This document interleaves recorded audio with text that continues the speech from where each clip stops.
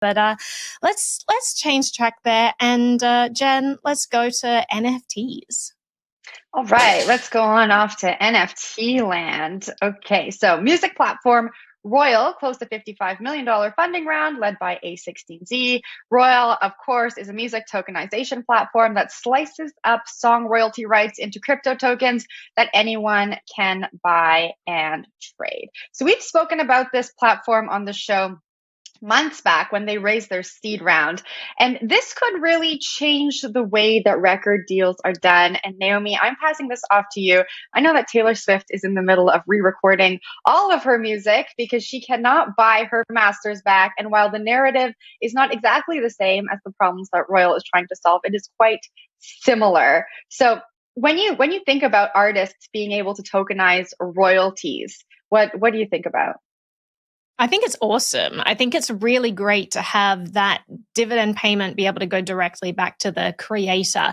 Currently, we have this weird system where if you get a distribution deal with a distributor for a film, for example, you kind of negotiate how much you want up front, how much you want to pay dividends on the back end. Certain amount of those dividends, as per like SAG rules, have to go to certain participants in the process. And like, a lot of the time, it's just this very opaque world where it's like, you're never really quite sure. Are you getting the royalties that you are owed from that? Sometimes they withhold and like forever, and you kind of have to go through a battle to actually get them to release funds. There's, there could be added costs where they're like, actually, we need to add more, advertising. And so we're soaking up some of that money and we're spending it on this. And it's like, it could be this very complicated process. So anything that can make that more transparent and like just give direct access, direct payouts to the creator, I think is very interesting.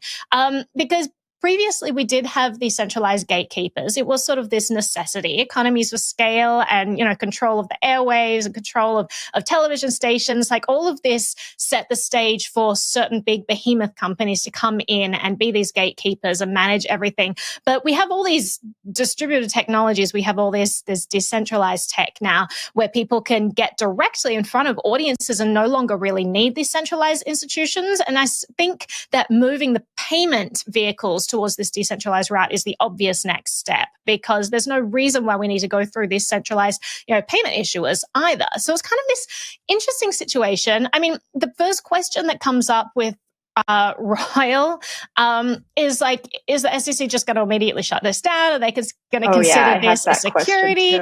Because it's like, I mean, a royalty is this contractual obligation to collect revenues based on some sort of future conditions. And, for me, that doesn't seem like it's a security, but the SEC swoops in all the time and it's like, that's obviously a security. Does it have value on a marketplace? It's a security. It's our domain. And so it wouldn't surprise me if they just, swooped in and shut this down. But maybe you have a different take on that, Jen. I love your impression of the SEC.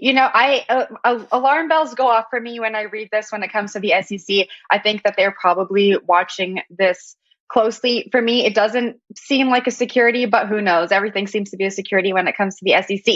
I recently, though, I wanted to bring up... Everything looks like a nail. I recently interviewed a musician, Matt Sanders, from the band Avenged Sevenfold, for any heavy metal fans out there. And the way he's thinking about this space is quite interesting, and I think a little bit more progressive than many artists are thinking about it right now. I think everyone is coming up with an NFT strategy.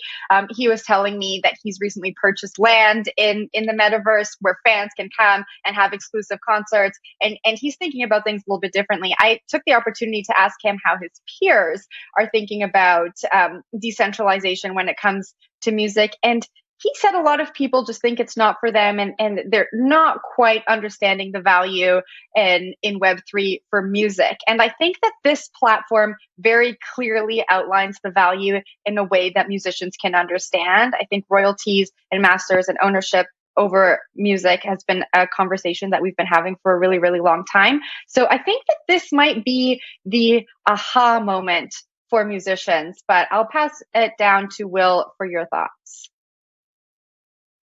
My thoughts on this subject.